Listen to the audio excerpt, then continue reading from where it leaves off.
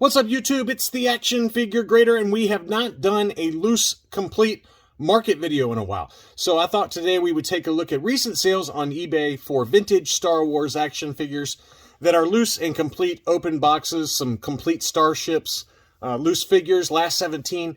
Spans the gamut right here, and let's go ahead and dig right in. The first one we've got is an interesting one. This one is the Sears Cantina playset. And it doesn't have the box or anything, but it does have the actual backdrop as well as the foot pegs and the four figures that came with it, including the blue snaggletooth, which is always tough to find. As you can see in the photos, the blue snags is in pretty rough shape. The silver on the boots is definitely worn off on that one, but this is the Sears playset. So pretty basic toy, but you know, mint and sealed box. These can go for quite a bit of money. So if you just want a display piece, this is a nice option.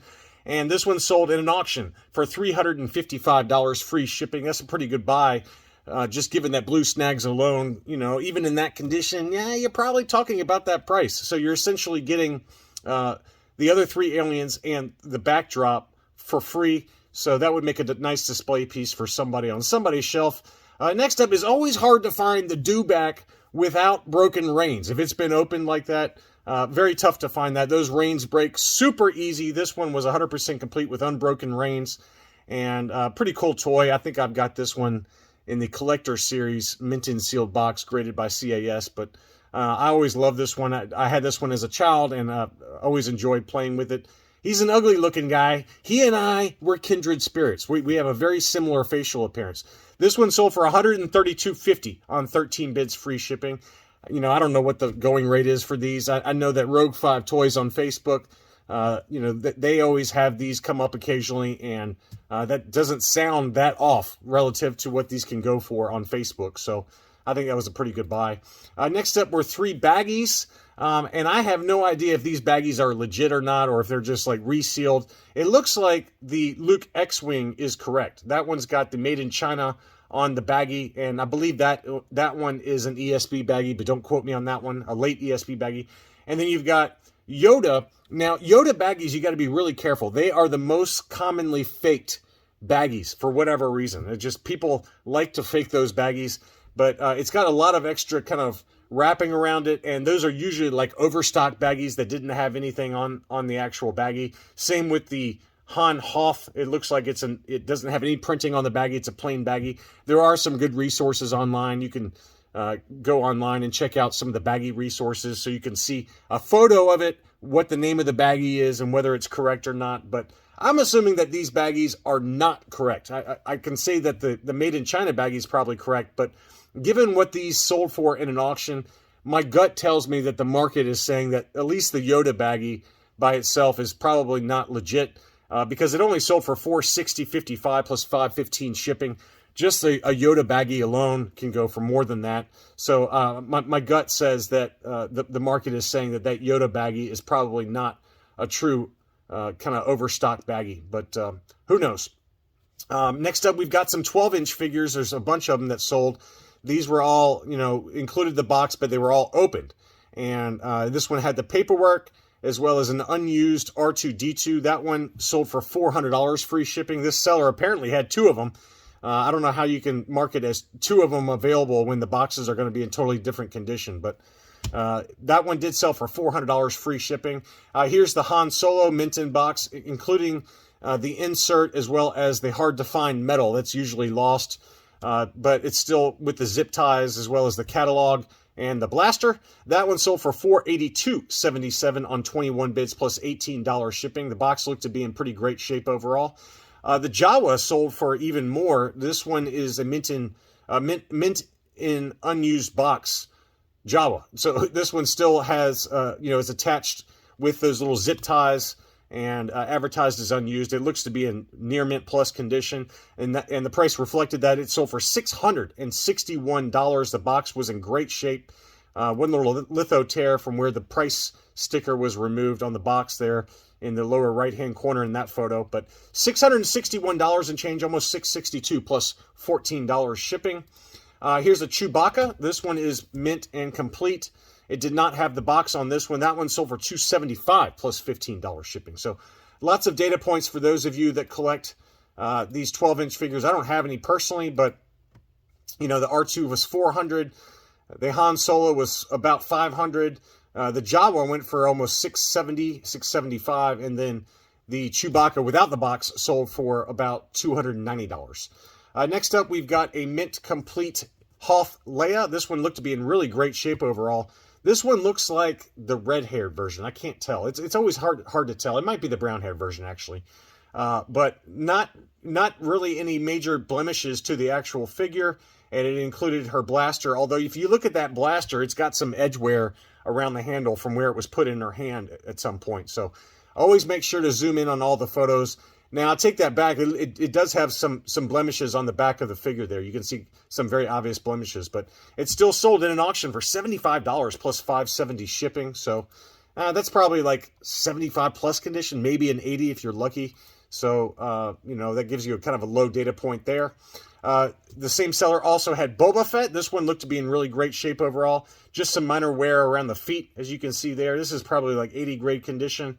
The rest of the paint was in really good shape, though, around the armor and the belt. Just some slight blemishes to the belt. That one sold for $95 plus $5 shipping. So $100 for, let's call it a near mint minus Boba Fett, is about the going rate for just a standard Hong Kong. Next up, speaking of Boba Fett, here is his ship. This one included the box for the Slave One. The Slave One that was advertised as complete with the Hanan Carbonite insert.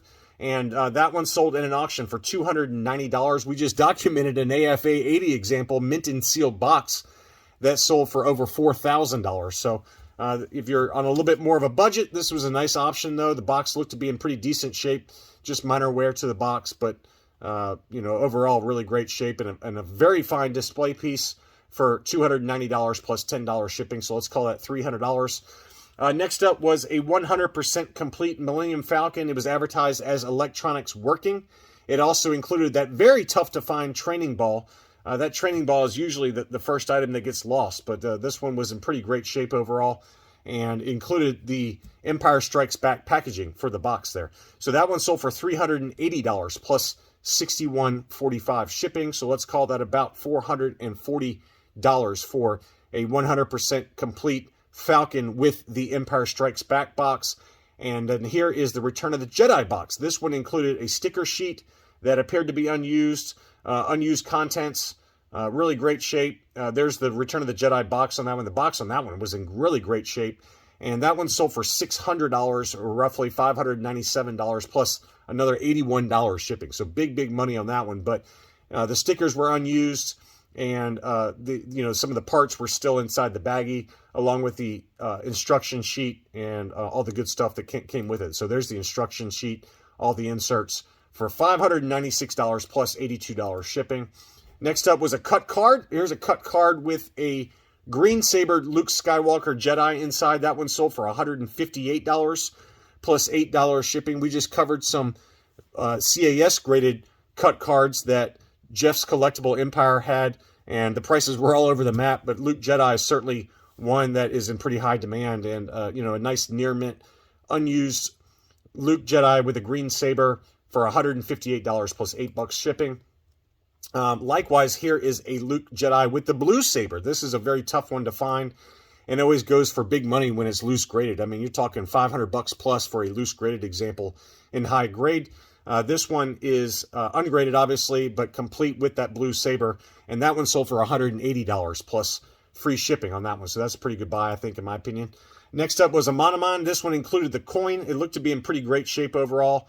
I don't know. I mean, again, I've talked about this in the past, where I find it very difficult to gauge the condition of a Monoman. He's just got so many little nooks and crannies to that figure.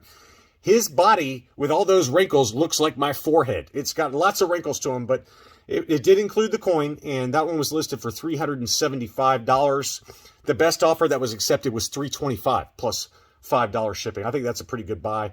And, any last 17 continues to go up in price. Here's a few other last 17. This was a Luke Skywalker indoor poncho last 17 figure. $275 plus $5 shipping on that one. It's hard to tell the condition, but it looks to be pretty good. That hand, with the flesh hand, that one's usually the culprit for where you see damage or wear to the hand, but it looked to be in pretty great shape overall. Probably like an 80 grade condition. A little bit of fraying to the hood. But anyway, $275 plus $5 shipping. Same seller also had the A-Wing pilot, as I've talked about in the past. Really give it a good look at the silver paint applications on the chest. This one did look like it might have some light wear to that silver paint. And there's also some wear around the head there. So, you know, to me, this one's an overpay. It sold for $380 plus $5 shipping. I mean, no offense if you happen to be the one that bought that, but it had some pretty obvious wear. Also some wear around the boot. You can see the boot's got some very bad scuffing there. So to me, this one's an overpay. That's just my personal opinion. I think you can do a lot better than that if you go to Rogue 5 Toys on Facebook, which I always put a link to their Facebook page in my video description. Those guys really sell things at fair prices, and they also tell you what they think the condition is. Very good, near mint minus, near mint plus, blah, blah, blah. But I think you can do a lot better on Facebook rather than paying $380 plus $5 shipping plus sales taxes. So just be careful what you buy and really zoom in on those photos, because that one did have some pretty obvious wear. Probably at best a 75 grade. Next up was an R2-D2 pop-up saber, and that included not only the saber, but the coin. So this is, you know, always going to be very expensive. Very obvious yellowing to the sticker there. This is probably at best an 80 grade condition, but still, that's a nice looking figure. And, you know, in high grade, it's going to be $1,000 plus all day long, if not higher. And, you know, the saber looked like it's legit and not a repro. And there's the coin on that one. Coin had some scuffing to it, but that one sold for $675 plus $449 shipping. I think that price is actually pretty fair. Just given what it is. I mean, again, just look for R2-D2s in general, just take a look at the sticker. Make sure you understand that most of them are going to be yellowed at this point if they're loose. And, you know, the silver dome, just make sure that it doesn't have any major scratches. This one looked to be in great shape. Really, really good shape for the dome. It's just the sticker had some obvious yellowing and some very light, dirty kind of wear to it. So this is probably an 80 grade if I had to guess. And for $675, that's not a bad price, really. I mean, just given what, you know, if you think about what an AFA 80 would go for, it'd probably be about, you know, I'd say in the low end, $900, probably to as high as $1,100. AFA 85s, I mean, you're probably talking $1,300, $1,400 pretty easily now. So I think that's a very fair price. And then finally, we had a 100% complete Power of the Force Tatooine skiff. And we know how expensive this one is. Mint in seal box, it's $2,000 plus, probably more like $2,500 these days. So this one sold for $800, and it included the operating instructions. It was advertised as complete. These are very, very fragile, so make sure you take a look at the fins very closely. Those back fins and the mechanism can break off really easily. There's a good shot of them there. But those back fins and the railings and that bottom piece that flips out, like the stand or whatever you want to call it. Those are very, very fragile and can break very easily. But this one looked to be in good shape. Certainly by no means near mint plus, but it's probably like a near mint minus condition. But $800 plus $14 shipping, that's quite honestly about right, given what I even see these sell for on Facebook. So I think that was a pretty good buy. So anyway, I hope you enjoyed looking at some of these loose, complete action figures, vehicles, play sets, backdrops, things like that. I'm sure I'll be back soon with another video. Thanks again for watching.